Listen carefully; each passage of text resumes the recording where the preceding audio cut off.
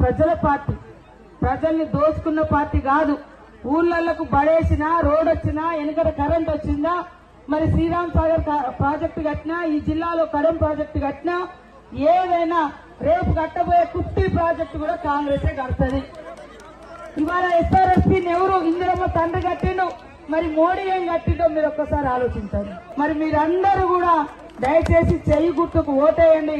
ఒక ఆడ కూతురు మరి ఉద్యోగాన్ని వదిలిపెట్టుకొని వచ్చింది, ఆమె దగ్గర ఏం లేదు కానీ ఆమె పోరాటం చేసినందుకు మాత్రం గత ప్రభుత్వం 54 కేసులు పెట్టింది. కేసులకు భయపడేటోళ్ళం కాదు, జైల్లో భయపడేటోళ్ళం కాదు, సావులకు భయపడేటోళ్ళం కాదు. పేద ప్రజల కోసం మాత్రం పక్కాగా నిలబడతాం, పోరాడతాం. మంత్రులమైనా ఎంపీలమైనా మా ఎజెండా పేదల సమస్యలే, కాంగ్రెస్ ఎజెండా. కాబట్టి దయచేసి అందరూ ఒక్క అవకాశం ఇవ్వండి.